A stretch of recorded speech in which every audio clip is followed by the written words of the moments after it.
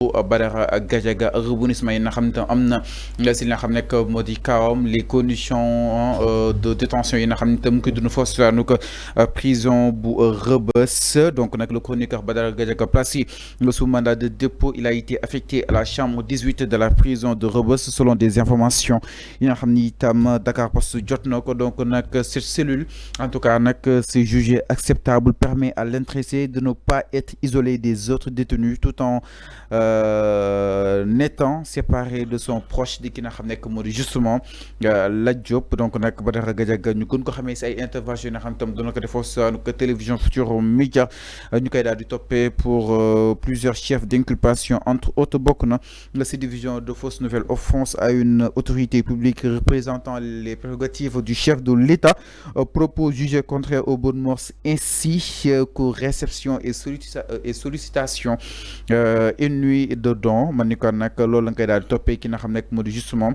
Badara Gadiaga. Alors fu may jeexalee at fa mooy li nga xam nekk moo di réception et sollicitation nuit de don mu nekk loo xam ni itam ces avocats jàpp nañ que ni Arfan ñi ngi dérager si boobu de li nga xam ne moo di accusation maanaam fonds yi nga xam ni itam ñoo tees na ni doon na ko daal di jot na jàpp ni loolu lépp instruction dina ko war a mën a leeral enquête bi nga xam ni itam tamit dénk nañ ko exemple déployer neen une délégation générale à la DC pour daal di war a mën a wéyal li nga xam ne moo di liggéey bi. Exactement. Oui mais dossier bi. délégation judiciaire. dossier bi dañ ko placer en instruction. Ok. Parce qu'il y a des enquêtes au préalable. La journée d'hier, il y a des informations qui font que la journée d'hier, qui le dossier Badara Gadiaga. Mais quand on parlait de la banque, du prêt des 9 millions, ils ont dit que, c'est-à-dire que l'île donne wax demb avocat Badara Gadiaga yi ñom ñoo wax ba duggal sen client wax na ko fi demb quand dans l'interrogation quand Badara Gadiaga a été auditionné, il n'a pas parlé ni que mom dafa leb xaliss ci banque à hauteur de 9 millions.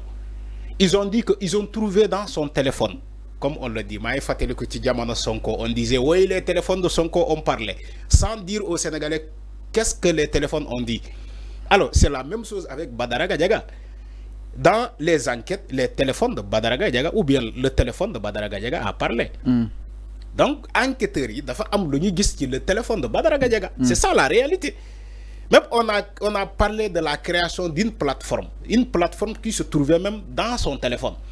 Alors, on a parlé aussi, Fallou, de l'argent. Khalis bobu mom la ñu 9 millions là. Alors 9 millions yoyu Badara Gadiaga musul wax enquêteur ni que dafa leb khalis bobu banque. C'est les avocats, ces avocats. Ñom ñoo né Badara Gadiaga dafa leb khalis bobu ci une banque. Man taxaw na fi demb. Mané len bu fekkee dafa leb xaalis ci banque, ils n'ont qu'à citer le nom de la banque pour faciliter les enquêteurs à aller vérifier dans cette banque-là. C'est comme si les enquêteurs m'ont écouté. Ils ont envoyé des émissaires dans des banques pour aller vérifier. Je peux citer même les noms des banques que les enquêteurs ont envoyés la journée d'hier pour ne serait-ce que chercher des informations qui le fait que avocat Badara Gadiaga yi na oui, dafa leb xaliss ci banque. Alors, ils ont dit le parquet demande la poursuite des investigations avec un réquisitoire introduit sollicitant du doyen des juges une délégation judiciaire à la DSC. C'est une banque. À la DSC, des réquisitions envoyées déjà aux établissements financiers. Les établissements financiers, c'est des banques. On a parlé de la SGS, de UBA, la banque UBA, du CMS, Crédit Mutuel Sénégalais, et du groupe financier, comment dirais-je, Baobab. Voilà, du groupe financier Baobab. Donc, les enquêteurs ont envoyé des émissaires partout pour aller vérifier cette information, comme quoi que Badara Gadiaga nene banque moko lebal khalis wax na ko fi demb. Quand des avocats parlent comme ça et sans donner le nom de la banque, ça pose problème. C'est comme si on est en train de manipuler l'opinion, c'est comme si on est en train de donner une information bo xamantene information bu wérul la xibar bu wérul la. Motamane parfois il faut faire très attention. L'avocat son but c'est de défendre son client, c'est normal.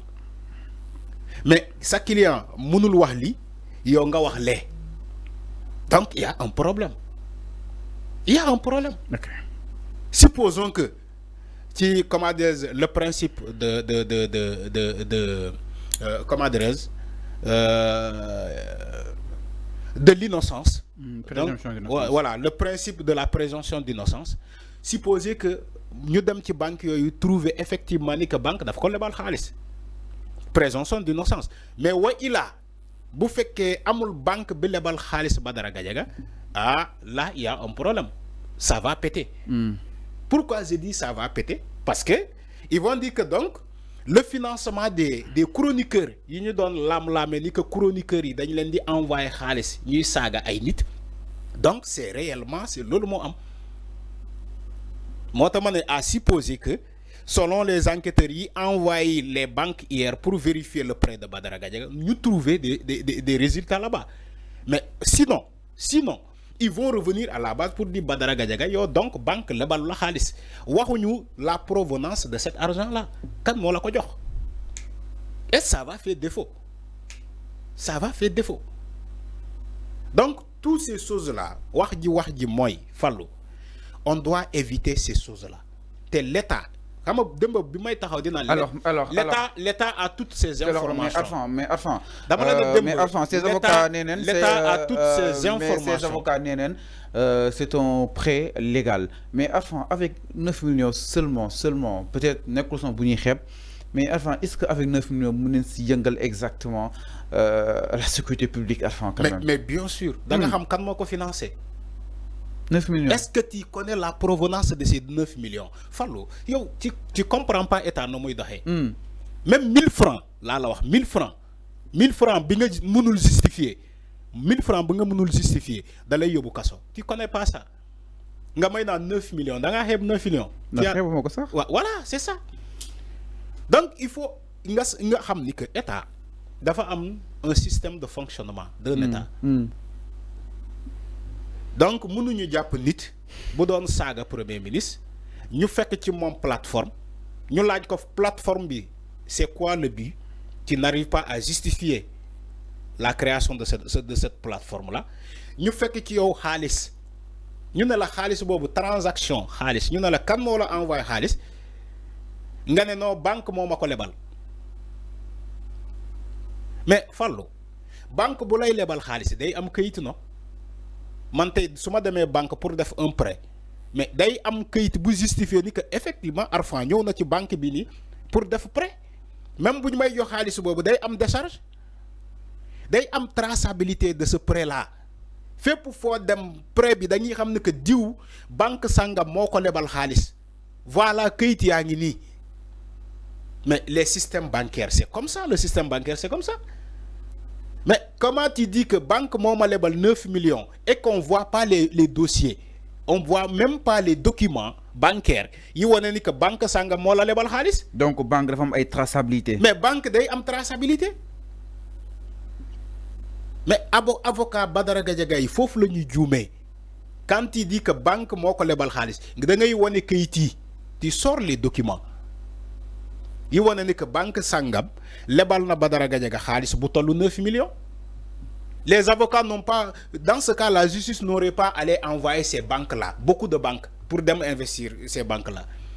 Dañuy dem directement ci le nom de la banque parce que woné nga keuyit da nga woné ay keuyit yi woné ni que banque sangam moma lebal xaliss damay dem directement ci la banque mané ko banque man ñëw naa parce que diw moo ma lebal xaalis. Donc loolu waral dossier instruction yi concrètement. Mais bien sûr pour ñu mën a approfondir enquête bi pour xam ndax réellement lu mu wax ni que banque moo ko lebal xaalis effectivement réellement banque moo ko lebal xaalis man de musuma gis banque buy def prêt sans ay documents musuma ko gis. Bu fekkee sénégalais yi ñuy seetaan mus nañu ko gis.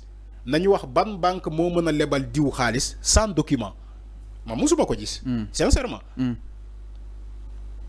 Pour dire vrai musuma gis benn banque buy lebal nit xaalis sans traçabilité sans un document yow nga signé ñoom ñu signé ngeen waxtaan ci les conditions yi ngay fayee xaalis bi wala nga garantir dara mooy maanaam bu fekkee da nga am contrat à durée indéterminée mooy CDI nga déposer sa CDI wala da nga am ay biens yoo xamante ne mën nga ko garantir pour banque bi lebal la nga garantir loolu yëpp ay këyit dafay wane ay këyit mais on nous dit oui Badara Gadiaga le chroniqueur de la TFM oui banque bi lebal na ko xaalis voilà 9 millions on donne même pas le nom de la banque donc il y a des faux information yooyu kese tax na ñu placer le dossier en instruction parce que leerul dara leerul ci dossier bi. mënuñu ko yóbbu flagrant délit. non mënuñu ko yóbbu flagrant délit parce que dafa am ay éléments yu bees yu feeñee foofu moo tax ñu placer le dossier en instruction en attendant enquêteurs yi trouver lu leer. ci xaalis d'où la provenance de cet argent là ak yeneen motif c'est ça la réalité. Okay. On ne dit pas Badara Gadiaga moo def waxuñu ko il est présumé innocent mais bu fekkee am na ay éléments ay informations yu bees yu feeñee ci dossier bi mais dafay soxla ñu placer ce dossier là en instruction enquêteurs yi dem def seen liggéey justice def liggéeyam bu paree mu rendre le verdict au nom du peuple. Mais alors, c'est comme ça que ça se passe. Alors, non exactement par rapport à si Badara la ñuy desandi ba tey Arfan s'il vous plaît alors li itam du côté exactement de la